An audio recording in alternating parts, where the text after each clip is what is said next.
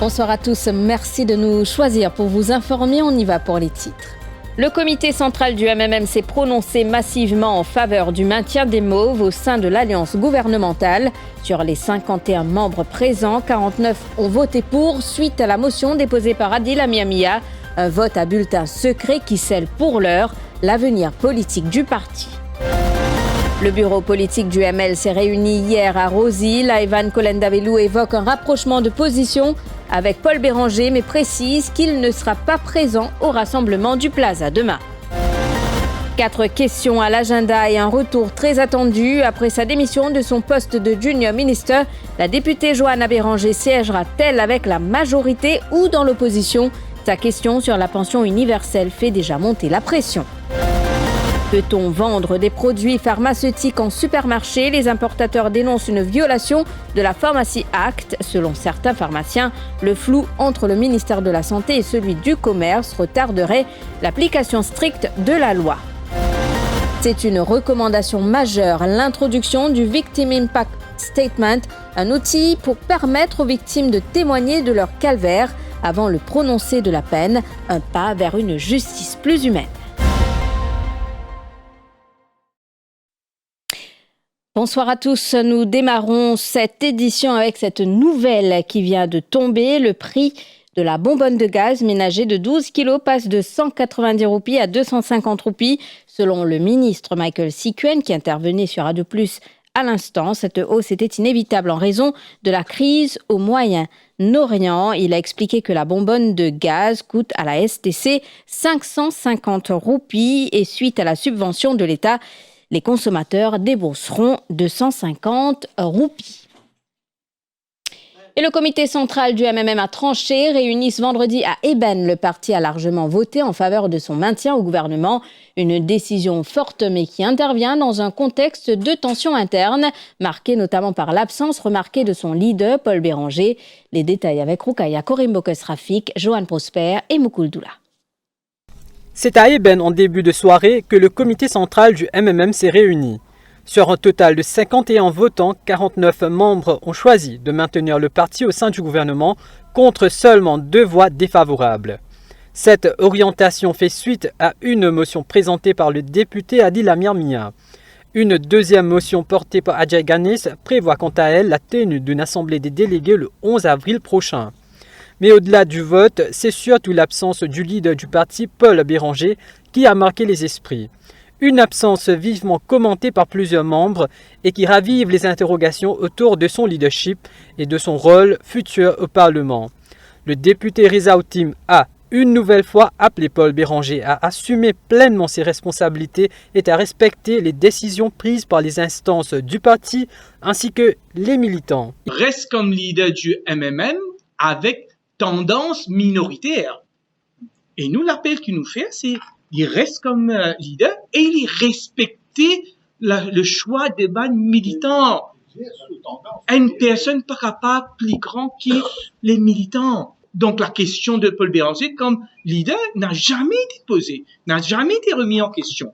Et tout ban dimoun de comité central qui peut choisir dans ce rassemblement demain, nous faisons aujourd'hui pour que tout ce monde-là capable d'être présent aujourd'hui et faire de la voix tendue au sein de l'instance du MMM. Il est également revenu sur les standing orders du Parlement, rappelant qu'un même parti ne peut être à la fois au gouvernement et dans l'opposition. En cas de désaccord persistant, il a évoqué la possibilité pour Paul Béranger de créer sa propre formation politique. Standing orders dit clair, la constitution claire, ou par rapport à une partie dans le gouvernement et dans l'opposition. Donc, Paul Béranger demeure leader du MMM, respecter la volonté des militants de rester au gouvernement, il assise comme un backbencher dans la majorité gouvernementale. Mais Paul Béranger choisir aller dans l'opposition n'est pas pour un autre choix qui forme un nouveau groupe. Parce que standing orders, même pas pour permettre qu'un même parti reste dans le gouvernement et aille dans l'opposition. Il compte la Constitution. A noter que, outre Paul Béranger, Johanna Béranger et le député Chetan Baboulal étaient également absents. Veda Balamoudi, actuellement à l'étranger pour des raisons de santé, a toutefois fait part de son soutien au groupe des 15. Les tensions internes au MMM au cœur des discussions du bureau politique du mouvement libérateur hier à Rose-Île. Son leader, Ivan Kolendavilou, évoque un rapprochement de position avec Paul Béranger après ses déclarations publiques, mais sans plus, précise l'ancien Premier ministre adjoint, qui ajoute qu'il ne sera pas présent au rassemblement organisé par Paul Béranger demain au Plaza. Sa bonne prise de position là, c'est nous rapprocher, c'est vrai, mais nous pas cause, comment dire, ML, KMM, capable, avec Paul Béranger, capable, nourrir l'espoir de ce qui nous appelle une réconciliation. Est-ce que demain, au Plaza? Non. Non, vraiment pas. Le ML, nous m'explique bien clair. Pour le ML, bien qu'il nous sympathise beaucoup avec Paul Béranger, le ML a péco du tout l'alliance ou même un entendement avec Paul Béranger, bien qu'il nous sympathise avec le point de vue qu'il exprimait dans son déclaration. 4 questions de Johanna Béranger inscrites à l'agenda du Parlement suscitent déjà des interrogations. Mardi prochain, la députée de Vaqua-Floréal fera son retour à l'Assemblée après avoir manqué les 2 premières séances. Pour l'instant, aucune annonce officielle n'a été faite. Johanna Béranger siégera-t-elle toujours dans les rangs du gouvernement ou basculera-t-elle du côté de l'opposition? Mais c'est surtout sa question adressée au Premier ministre Navin Ramgoolam sur la pension universelle qui fait déjà parler. Le point avec Moukouldoula. Adressée au Premier ministre Navin Ramgoolam, la première question de Johanna Béranger vise un dossier sensible. Si le ministère des Finances dispose-t-il d'études sur l'impact socio-économique du relèvement de l'âge d'éligibilité à la Basic Retirement Pension, notamment pour les catégories les plus vulnérables? Elle braquera ensuite sur le projecteur sur le ministère du Transport en s'intéressant aux 546 millions de roupies investis dans le projet de piste cyclable. 13 projets ont été réalisés sur 31 km, dont une section de 9,2 km sur la phase 2 de la route La Vigie, la brasserie Bossonge, évaluée à 199,1 millions de roupies. Elle cherchera également à savoir si un suivi post-implémentation de ces projets a été mis en place et quelle est la fréquence réelle de leur utilisation. Dans la foulée, l'ancienne junior ministre de l'Environnement interpellera le ministre de l'Agro-Industrie Arvin Boulel sur la baisse du nombre d'officiers au Pesticide Regulatory Office. Enfin, Johanna Béranger mettra Richard Duval face à ses engagements sur la protection des mammifères marins, exigeant des clarifications sur l'avancement des amendements à la loi sur le tourisme. Alerte sanitaire, le virus du chikungunya gagne du terrain. Plus de 50 nouveaux cas détectés pour la seule journée d'hier. Les régions de Stanley et Rose-Île restent les foyers les plus actifs. Les détails avec Nabira Mouraja.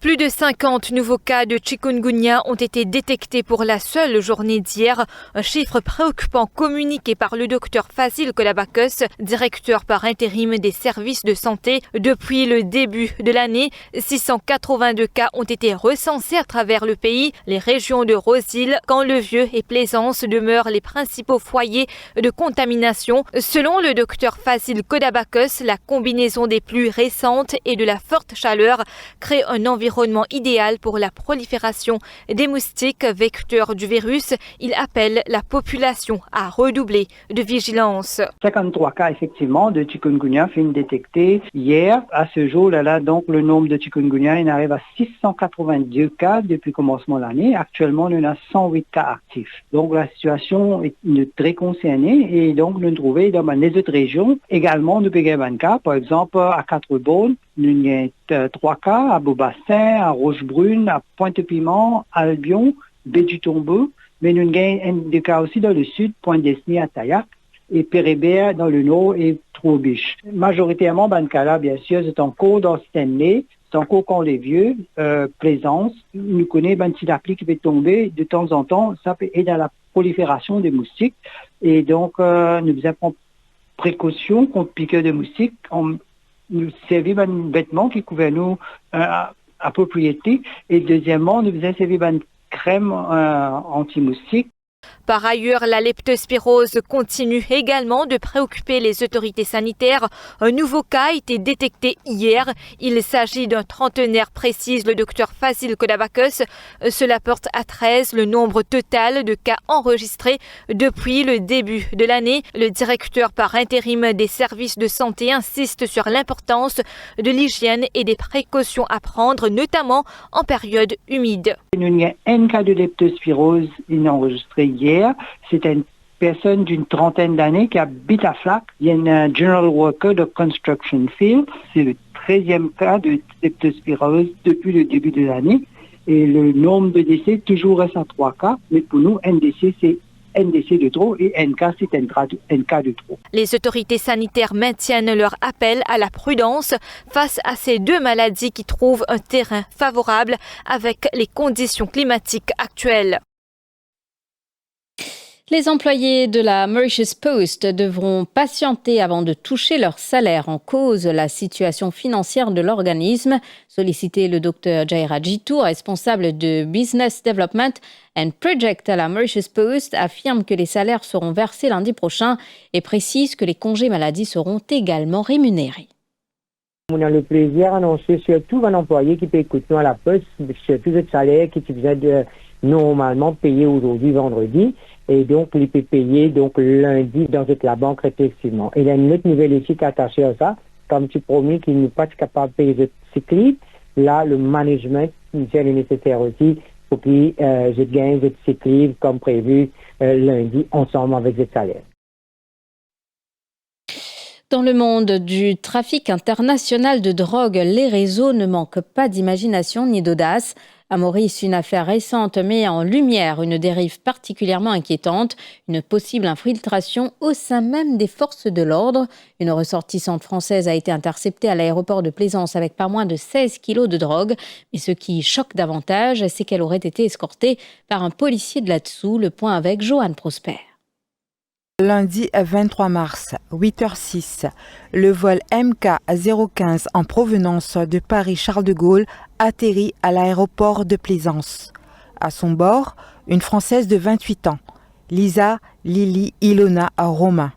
Dans ses bagages, une importante cargaison de drogue, environ 16 kilos de cannabis et de hashish. Tout semble parfaitement orchestré, mais un simple imprévu va faire basculer toute l'opération. Dans la précipitation, la jeune femme se trompe de valise au niveau du carrousel. Vers 9h50, un couple de touristes signale la disparition de leurs bagages et attire l'attention sur une valise abandonnée qui ne leur appartient visiblement pas. Les images des caméras de surveillance confirment rapidement les soupçons. On y voit la ressortissante française quitter les lieux avec la mauvaise valise. Mais un détail interpelle immédiatement les enquêteurs. Elle n'est pas seule. Elle est escortée par un policier, le constable Niraj Pagou, affecté à là-dessous. De l'immigration jusqu'à la sortie de la zone douanière, ce dernier l'accompagne personnellement comme s'il s'agissait d'une passagère ordinaire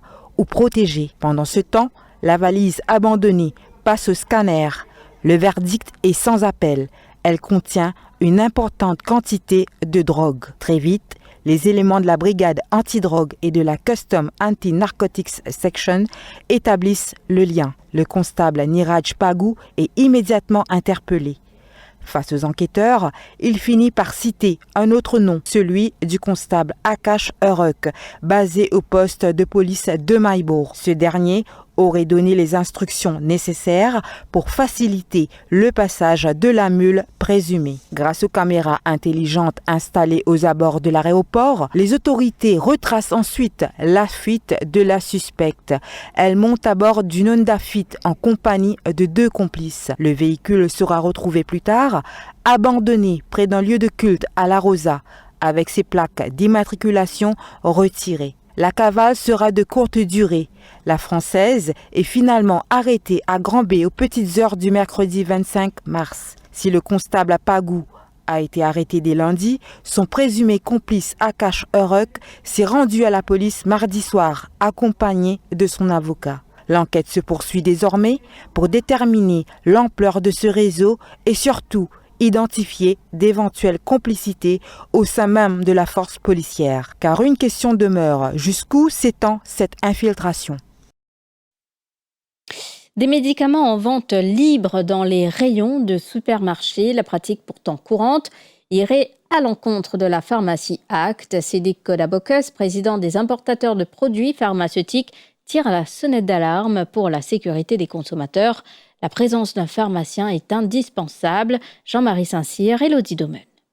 La loi est pourtant claire. Aucun médicament ne peut être vendu en détail en dehors d'une pharmacie. Pourtant, il est courant de trouver des produits pharmaceutiques dans les rayons de supermarchés ou dans de petites boutiques de quartier. Si certaines grandes surfaces ne semblent pas formellement en infraction, des pharmaciens estiment qu'il serait préférable que ces produits restent accessibles uniquement en pharmacie dans l'intérêt des consommateurs. Sidik Kodabokos, président de l'association des petits et moyens importateurs de produits pharmaceutiques, est d'avis que vendre des produits pharmaceutiques dans les grandes surfaces va à l'encontre de la Pharmacy Act. Il fait comprendre qu'à l'issue d'un atelier avec l'Organisation mondiale de la santé, la présence d'un pharmacien est souhaitée lors de la commercialisation de ces produits. Les produits pharmaceutiques vendent en déopharmacie, c'est illégal. Pas de droit de vendre produits pharmaceutiques.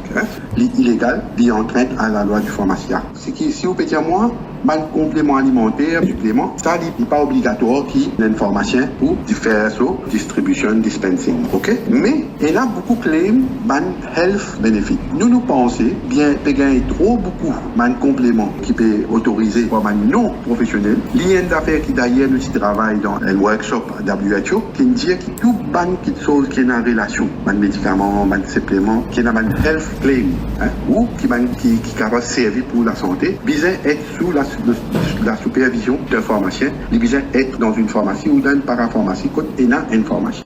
Selon certains pharmaciens, la question du contrôle et des sanctions semblerait partagée entre le ministère de la Santé et celui du Commerce. Cette situation expliquerait, selon eux, pourquoi la mise en application de la loi tarde à se concrétiser. Dans sa dernière newsletter, le judiciaire met en lumière une avancée qui pourrait marquer un tournant dans notre système de justice pénale, l'introduction des Victim Impact Statements, un mécanisme qui permettrait aux victimes d'infractions de faire entendre leur voix au moment du prononcé de la peine, en expliquant l'impact réel du crime sur leur vie. Alors que Maurice ne dispose pas encore d'un cadre formel pour cette prise de parole, cette proposition évoquée dans le contexte du futur Police and Criminal Justice Bill pourrait combler un vide important dans notre procédure pénale. Moukouldoula.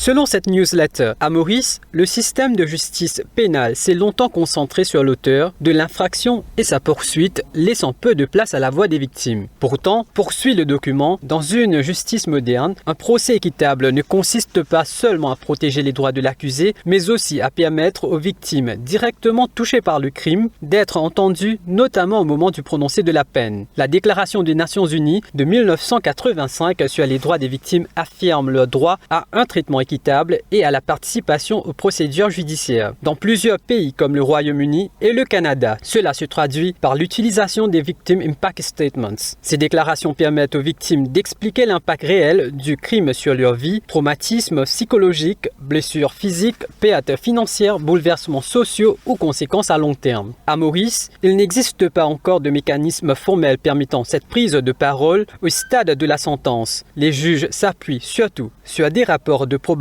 et leur pouvoir d'appréciation. L'introduction des Victim Impact Statements, notamment dans le futur Police and Criminal Justice Bill annoncé, pourrait ainsi combler ce vide et garantir que la justice reconnaisse pleinement la voix de ceux qui ont le plus souffert du crime.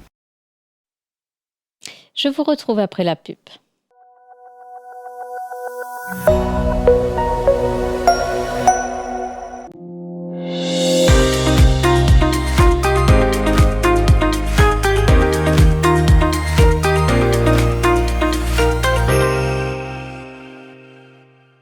Le 3 avril 2026, rejoignez la formation exclusive Governance with Grit, Leading through Ethical Compliance à The Ravenna Attitude Hotel, Balaclava. Animée par Erika Eliasson-Norris, experte internationale, cette session vous offre 6 points CPD et 70% de remboursement HRDC. Inscrivez-vous dès maintenant avec le Défi Training School. Les places sont limitées. Soyez au rendez-vous de l'excellence. Visitez notre site web career.training.mu ou appelez-nous au 58 43 93 82 pour plus d'informations. Hello, I'm Erica Eliasson Norris, CEO of Beyond Governance and author of The Secret Diary of a Company Secretary. I'm very pleased to be coming to Mauritius for a special conference on corporate governance on the 3rd of April 2026.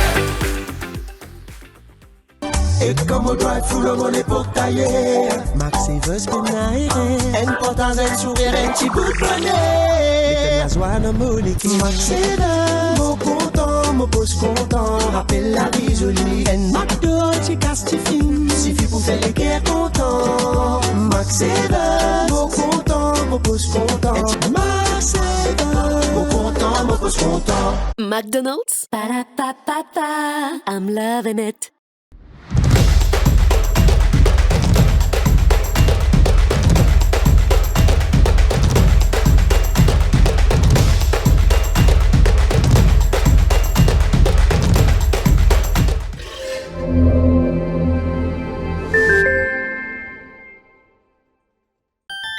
Perfectionne ton savoir, cultiver et éduquer avec l'humilité, l'hospitalité. Un dévoile l'existant, acquérir connaissance, vision déterminée, joli soit étudié. Un rayonnement mondial, deux efforts primordial. Ensemble nous avancer pour accomplir de destinée. Une envie passionnée, travail récompensé, réaliste doré.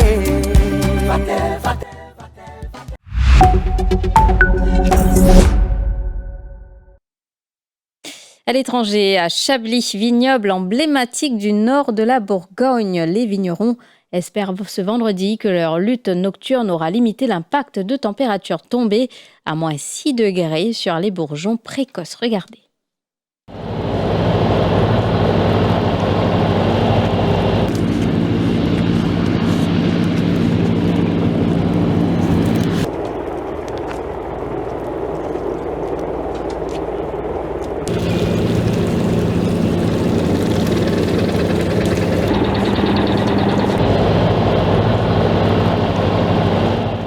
C'est une nuit hyper risquée. C'est même pas particulièrement, elle est hyper risquée. Nous avons des prévisions de gelée à moins 7 degrés, jusqu'à moins 7 degrés, ce qui sont des gelées considérables. En moyenne, une gelée de printemps, ça va de moins 2, moins 3, moins 4, moins 5, moins 7. C'est très très violent comme gel. Donc il faut sauver la récolte. Voilà, l'idée c'est de sauver la récolte.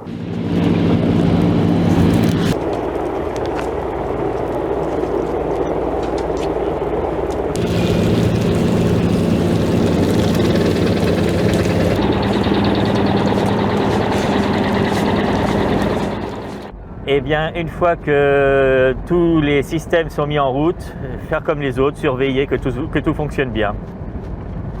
Voilà. Jusqu'à demain matin, jusqu'au moment où nous pourrons décider, selon le système utilisé, eh bien de tout arrêter.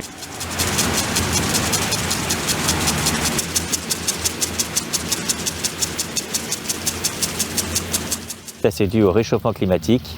Moi, je sais que quand j'étais petit, les grosses gelées de printemps, c'était toujours au mois de mai. C'est passé progressivement en avril, ce qui pouvait arriver dans le passé de temps en temps. Mais au mois de mars, là, on passe vraiment un cap. C'est vraiment la première fois que la végétation est autant en avance pour un mois de mars.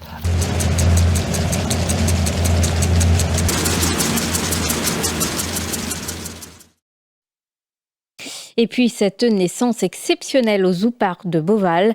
Un petit singe doré a vu le jour le 11 mars dans l'enclos, un an presque jour pour jour, après l'arrivée d'un mâle et de 2 femelles. Les singes dorés, à l'instar des pandas, sont de véritables trésors nationaux chinois.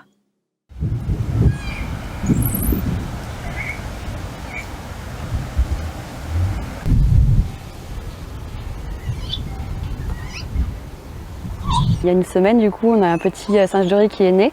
Donc c'est le petit de Jinto, une des 2 femelles singes dorées. Et du coup, c'est une naissance qui est exceptionnelle parce que du coup, c'est la première en France et c'est une des espèces qui est menacée, qui est en danger. Donc forcément, avoir du coup un petit qui naît, c'est bien pour la conservation. C'est quelque chose de vraiment top pour l'espèce. Le premier singe doré qui naît hors Chine, c'est une première mondiale, c'est la première fois. Ce n'était jamais arrivé. Presque un an, jour pour jour, après est arrivé des parents ici à Beauval. Premier bébé singe doré qui naît.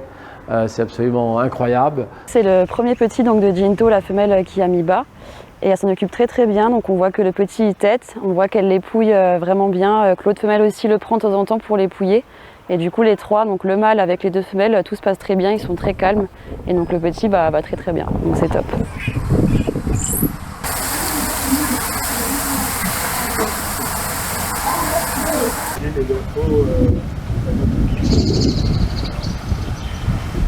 Ce singe sera certainement un symbole extrêmement fort, avant tout pour la conservation d'espèces, c'est ce qui nous importe le plus, mais aussi pour les relations bilatérales entre nos 2 pays.